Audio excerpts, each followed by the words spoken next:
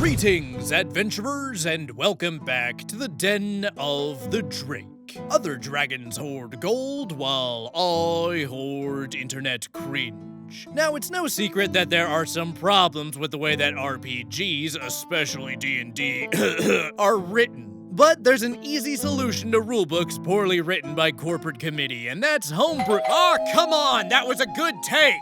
I'm gonna raise some hell if the person at my door doesn't have a damn good reason for interrupting my recording stash. What do you— Wait, Loot Goblin from Loot Goblin Marketplace and Zill from Twisted Pint Tavern. So, got any plans to return my lawnmower anytime soon? Drake, we need your help. We found the most cringeworthy homebrew rules on Reddit, and we need your help reading through them and organizing them into an impromptu tier list. The fate of the realm may be at stake. I can't. I'm retired.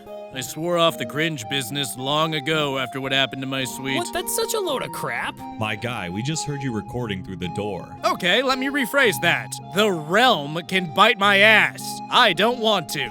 I don't have a sponsor today, so you two can kindly— You may not have a sponsor today, but I do. GamerSupps Go. What the hell was that? That was GamerSupps AFK Sleep Aid. It can put anyone to sleep through fast acting. Magnesium. It puts people to sleep using magnesium, not blunt force trauma. He wasn't gonna do it without some persuasion, and someone had to get this collapse started. Help me load him into the back of the van.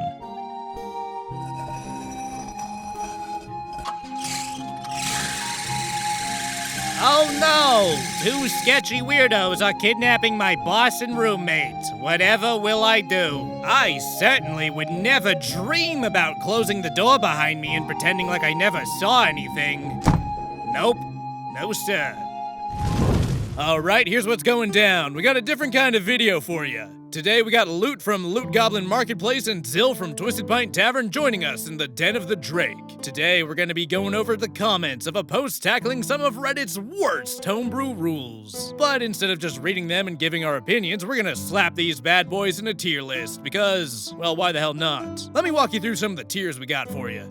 We got your S tier, which is actually a good rule we'd like to see at our table, and OP is probably just a whiny little You got your A tier, representing something which is so stupid that it just might work, which is the best way to make something work. Next is B tier. Neither good nor bad, just kinda leaves you scratching your head as to why you'd even bother with it. C tier represents bad rules that actively make the game worse. Place your bets which tier most of these are gonna fall under. And finally, we have our D tier, which is affectionately called Drake's Abandoned Video Bin. And if you've seen the garbage that I publish on this channel, you ought to realize just how god-awful you gotta be to get rejected. Now, without any further delay, let's go ahead and dive right into the horrifying world of Reddit Homebrew. Enjoy. If you roll stealth well while no one is watching, you can then move as you please without being seen, no matter where you move later. It got us into ridiculous combat in a mostly empty room. Fighter. First I move here, to an enemy caster. DM. So, you get 5 opportunity attacks. Fighter. Why? I just moved to this enemy, not away from anyone. DM. There are actually 5 darklings around you. They were stealthy enough to beat your passive perception. They made a stealth roll last round in the next room and moved here unseen. Cleric. Fine, I want to search for more hiding enemies. I rolled a 24. DM. Yeah, there are actually 20 darklings, quite in every empty space of the room. Okay, so that sounds like it sucks. I'm a little confused about this ruling myself, honestly. So they get 5 opportunity attacks?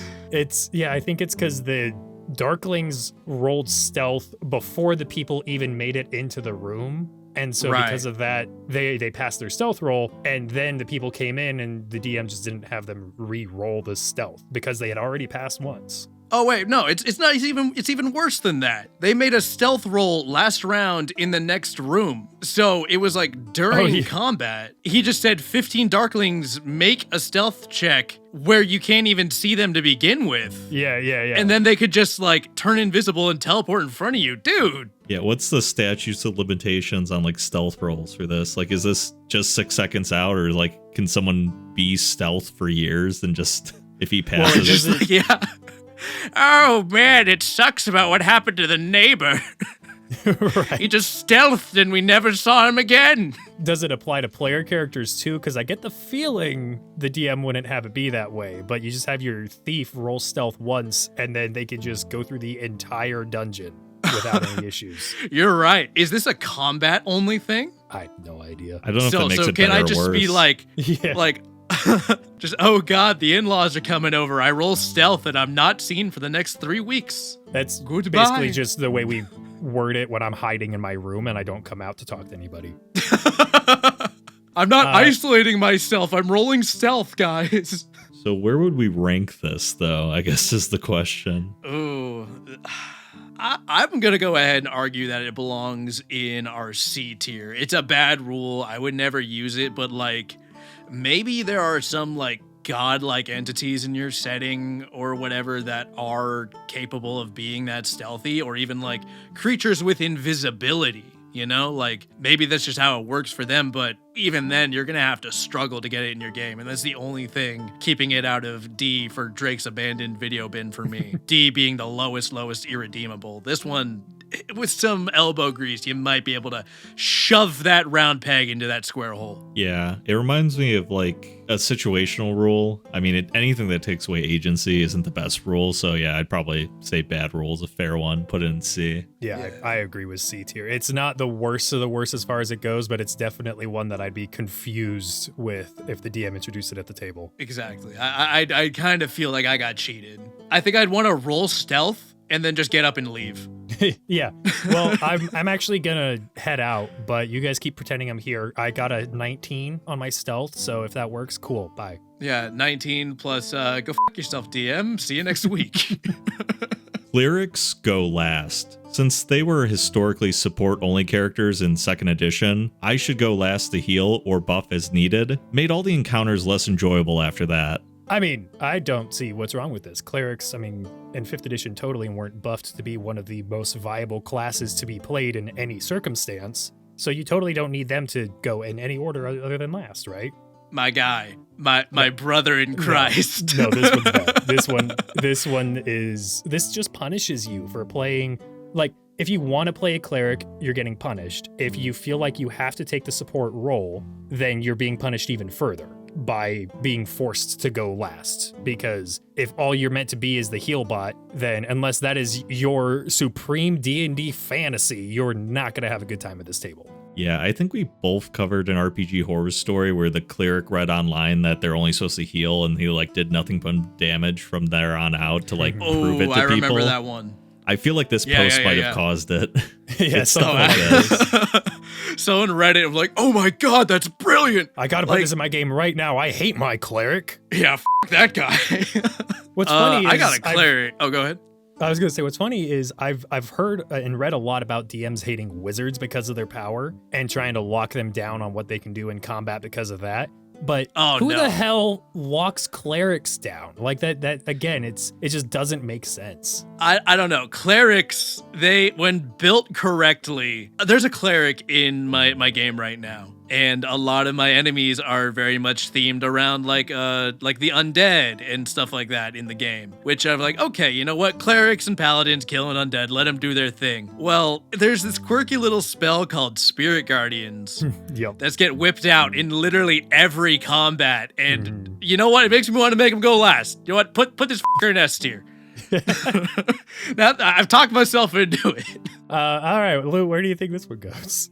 You know what? S tier, because yeah, they've had it too good for too long. I'm with Den. Exactly. Yeah, no, we should go back to 1st edition class rules, honestly. I've actually ripped the cleric page from my PHP. So we're solidly putting this one in S. Hypothetically, if we weren't biased towards clerics in every regard, where would we want to put it? Okay, if we were not being goofy, silly goofballs, that's a D tier from me, fam. Like, you shouldn't punish a player for their class choices. You should punish them for their actions. And maybe their outfit choice to the table, but not their class Absolutely. Okay, and if they fucking stink, if they didn't put on deodorant that day, that's you go last every time. And also, you have to remember how many times did they ask for divine intervention, even though that's not really even a mechanic, but every cleric seems to pester their DM about it in game. The shopkeep wouldn't lower their prices. Can I divinely intervene? Yeah, can I ask my god for some basic menial tasks to be accomplished? Yo, shopkeep, God told me I have a 20% off coupon. Do you redeem that here, or?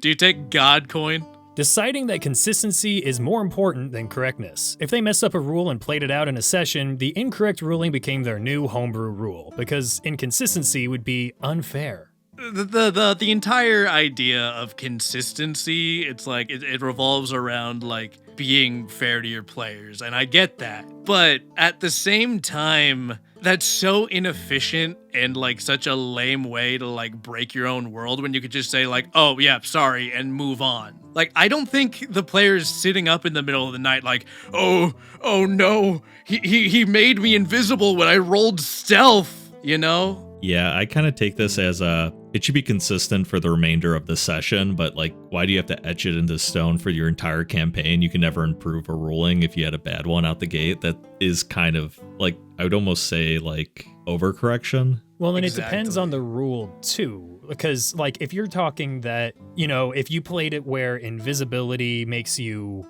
to where you don't have to roll any stealth checks. So that's not how the mechanic works. You still have to roll stealth. It's just you can't be seen. So if the failure of the stealth would have been something where you'd be seen, it doesn't matter. You're basically just rolling for sound, right? So if you ruled it where invisibility, just no stealth checks, you do you. It's not the way the rule works, but it's not gonna ruin the game for the other players. But let's say you misread to where during a death save, a nat 1 is instant death, and you were like, well, I did it that way once, I gotta be consistent. That's you could actually. We were over here just painting this guy as like some self-flagellating kind of DM who was just like whipping himself. I'm so sorry. When he could easily just be like picking on his players with this too. So is this basically a house rule on how they determine house rules then? I think so. I'm going to say for the fact that this has a range of how bad it is, I think it's B tier, not terrible, not good, because depending on the rule, depending on how you're running it, and depending on why you're being consistent about that rule, it could be okay. It just really comes down to the rule, because tweaking a core mechanic and being consistent about it is kind of how you make unique games, unique campaigns. But exactly. Again, if it's a bad mess up, a bad change in a rule, and you are like, well, I did it once, so now it's permanent, that's just bad. Yeah, I would say for that reason, probably like somewhere in the B category I was thinking, because yeah, if you're a slave to this rule, it's going to be bad. I gotta go with you with the B as well. I mean, B's a good spot for it. I thought I'd have something more insightful to say. You're good. If you have extra attack, you must declare where each attack goes before executing any of them. Otherwise, the DM forces you to keep attacking the enemy you just killed. Because realistically, you wouldn't know that they're dead after the first attack. Oh boy. If the party meets an NPC related to a PC's backstory, that player must roleplay that NPC. This generally results in the player talking to themselves. The DM must approve your backstory. If the DM decides for any reason that your backstory isn't a perfect fit for your class, the DM has the right to change your class, your build, or anything he wants. I'm going to say with that extra attack, like 6 seconds is a longer time than people make it out to be when it comes to combat. You kind of know if you're like hit landed successfully. Yeah, you wouldn't need to keep pummeling the dead body for your extra attacks because you didn't initially plan on splitting it up, you know. The whole point of making the attacks one at a time is so that you don't have to just pummel the same person. I wonder how the DM justifies that, like, in-game. Like, are they just like, oh, no, Trogdor the Paladin's just working some stuff out. Like, just let him keep going. He needs this. This is his therapy, okay? This is his therapy. Yeah. That goblin is the medium. It's better them than us. Yeah. If it was a feral creature and it keeps attacking, well, yeah, because it's hungry, right? Like, there's reasons to attack past death, roleplay-wise, story-wise. But, yeah, this feels like a guy who's just sick of, you know, one person one-tapping a bunch of people maybe with their extra attack because they're that busted. Maybe don't throw a bunch of half-beaten goblins at your dual-wielding barbarian and that wouldn't be a problem. Yeah, stupid. It's his favorite moment, though. You kind of want to give him those kills where they get to have 2 back-to-back kills, you know? Yeah.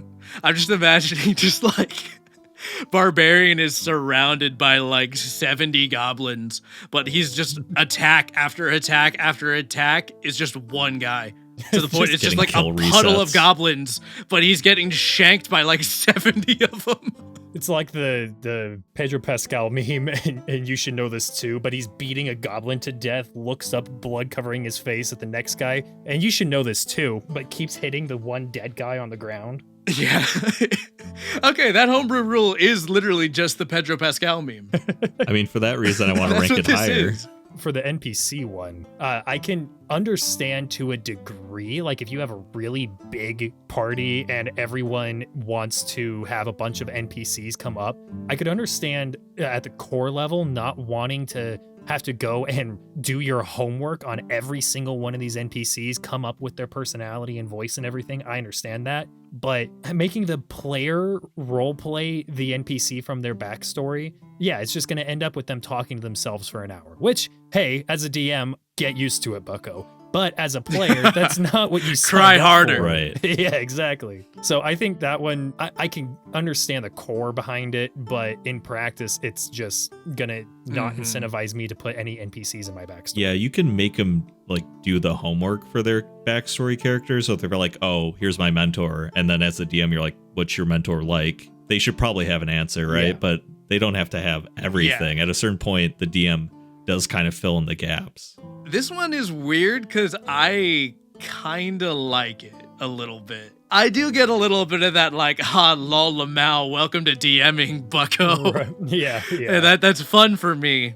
Yeah, if the But player it also, volunteers. I think it's a good way to plant the seeds of like, hey, maybe you want to try DMing next session now that you've got a little taste of what it's like to be NPCs. It could also just kind of show them, hey, I don't mind playing your NPCs, but here's what it's like when you just give me a name. I need more to work off of. If I don't have more, it's your problem. Yeah, I do get where he's coming from. And if players opted into it, it would be like amazing for them to do. Yeah, if the players want to roleplay their mentor or their spouse or something, I don't have a problem with it, as long as it doesn't get ridiculous. But if the players don't want to do it... I have an idea here. So, instead of having their own player roleplay certain PCs from their backstory, you count how many people are at the table, you take a dice, you roll it, and the person with the corresponding number, that's the NPC. Just on the spot, they have to do it. Just on the spot. And you're like, yep, you are now this guy's mentor. You've known him forever. You hand him a brief character background on a note card, you break for 5 minutes to get a snack, and you're like, you better know what you're doing when we get back together. Exactly. This is my baby. This was my OC for 4th grade. Yeah.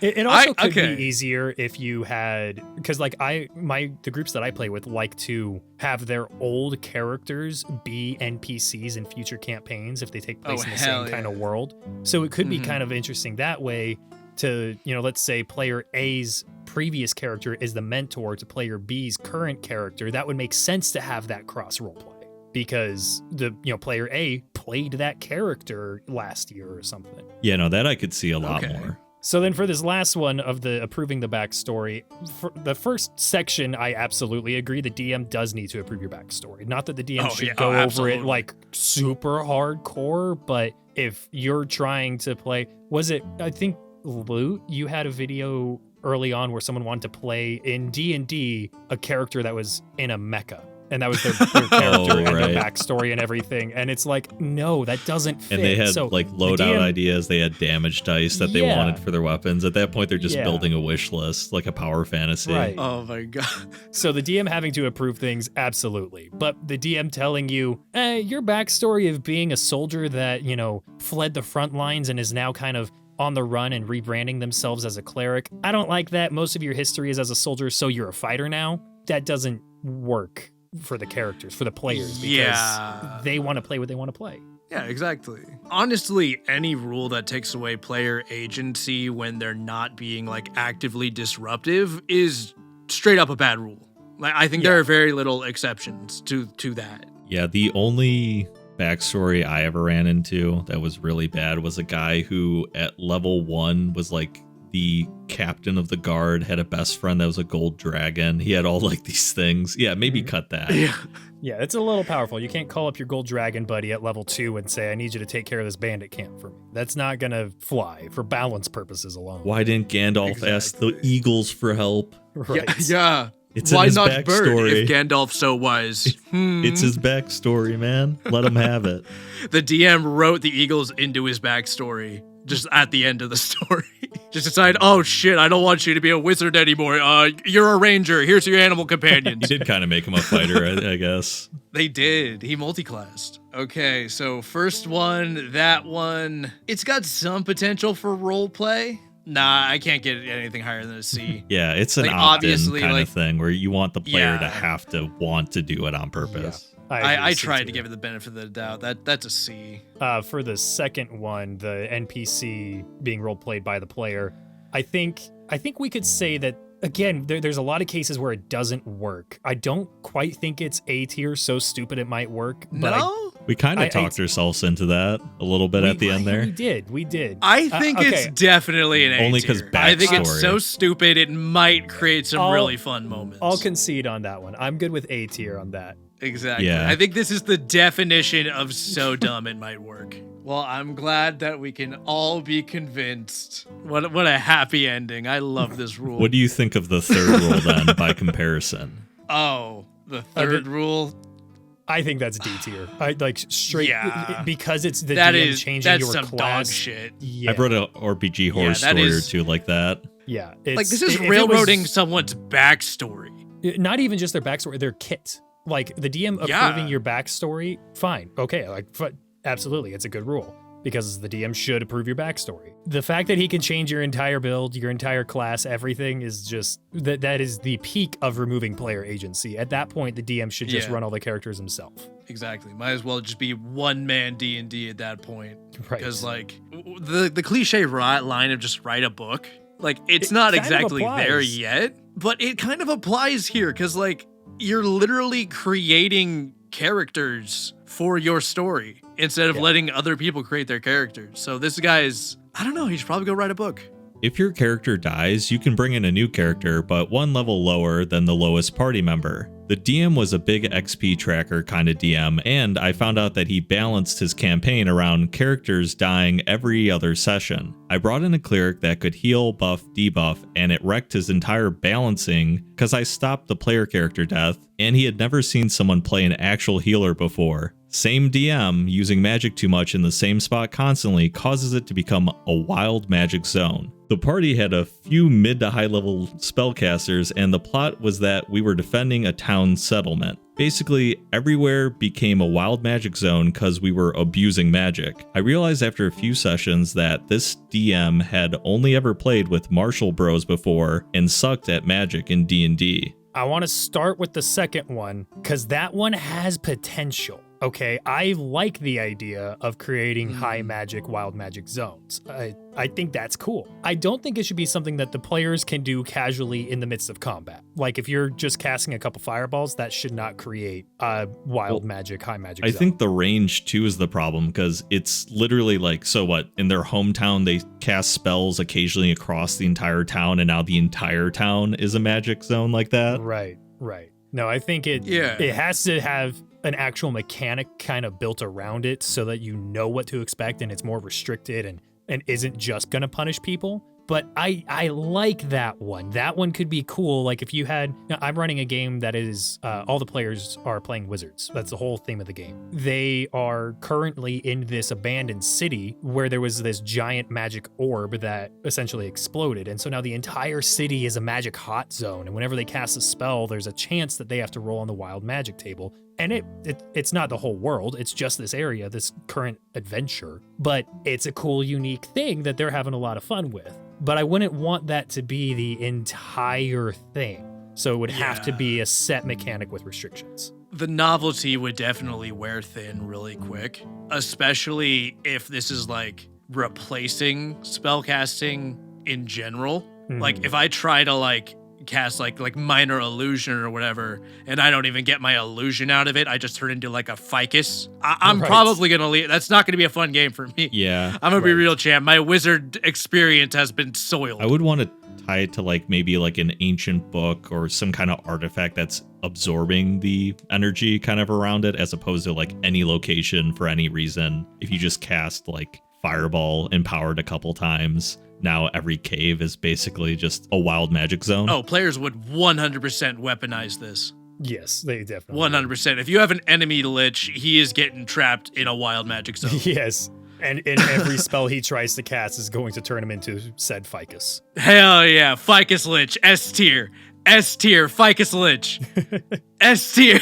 I'm just thinking of like a zombie spawner or something, you know, and you just keep killing it over and over by putting it in the wild magic zone, seeing what happens to it.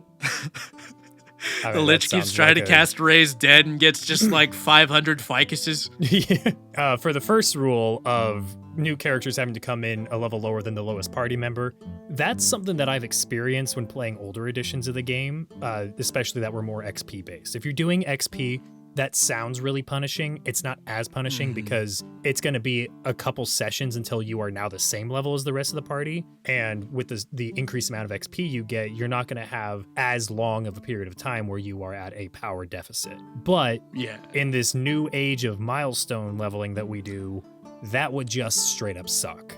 Yeah. You damn kids and your milestone leveling. You'd just be permanently punished at being a level lower. If you're doing XP, it's not as bad, but if you're doing milestone, that's just, I wouldn't want to join the game because I would always be the weakest part of the member. The weakest member of the party. Yeah, it seems like this is a guy who prides himself on killing all his like players once in a while, and he even said he can't deal with like a basic healer because he's only had fighters. So yeah, it's super easy to kill a team of fighters. So where do we want to rank these ones? I was gonna say C or D for the first rule. Really, it's got to be on the lower end. We weren't that much of a fan of it.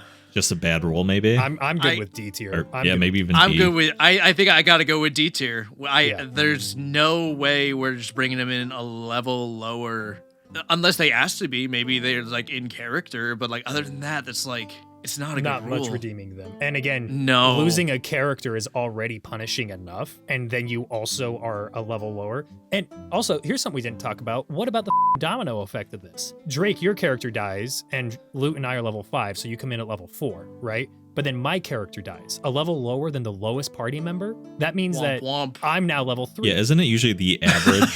Like, isn't it like the party's average? You come in just below that, even in the old rules? Yeah, with older editions in XP, that's typically, I don't think that was ever a set rule, but that's no, you're totally right. We could domino this. We could have just a stack of party members. Especially if we keep dying from wild magic. It's just going to be like the level 15 dad, like pulling around his like level 5, level 4, and level 2 children.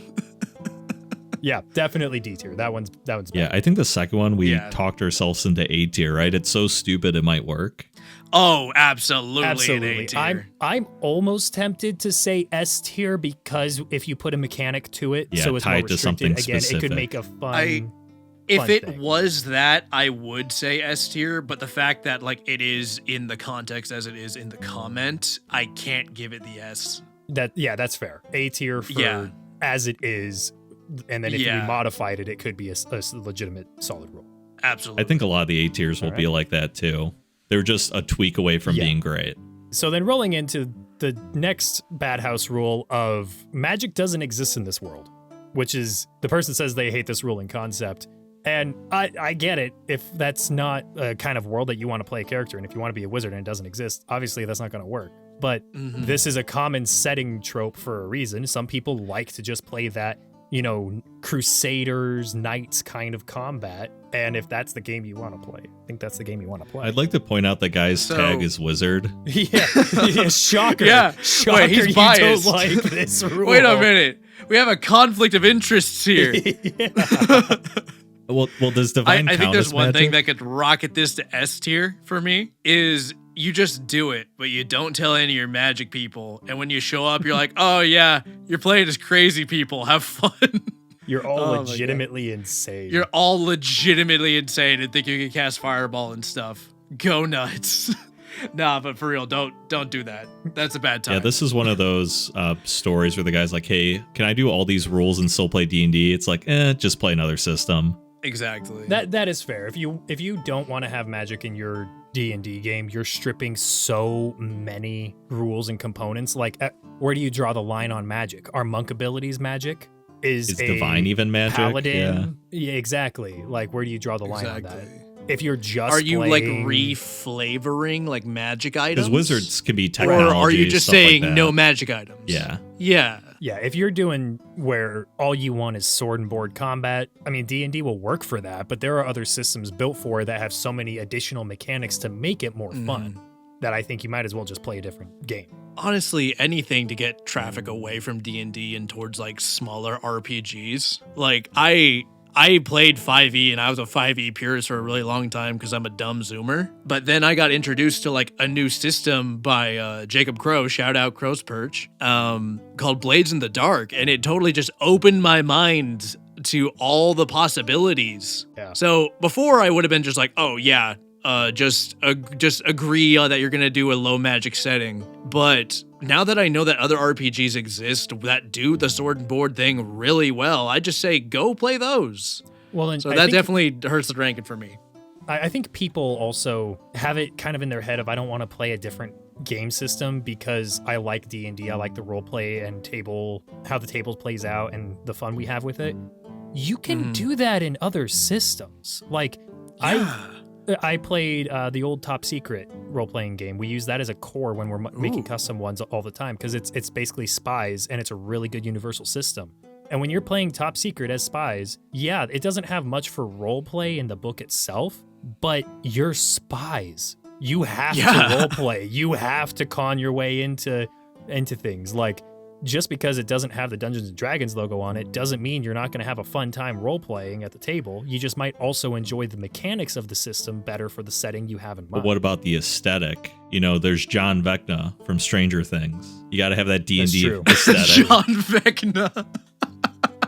Sorry, I just John Vecna got me. Yeah. No, it's just one of those things where sometimes like, and that's where you like fall into the trap where people are like, oh, just play Pathfinder. But there's stuff that's so different than D&D. And if you want to play a non-magic system, pick up like just about any other system. Yeah, and people who like want to modify D&D to be an eldritch horror kind of thing, you can absolutely do that. Or, I don't know, Call of Cthulhu? Like, there are a lot of options out there that are specifically built for these kinds of things. I mean, hell, there's even a Skyrim role-playing game, tabletop role-playing game. Yeah, there's official rules for a Skyrim TTRPG or an Elder Scrolls TTRPG. Dang. So if you want to just play D&D but in the Skyrim setting, maybe just at least take a look at that book because you'll have all kinds of references and rules that have been tweaked already to make it work.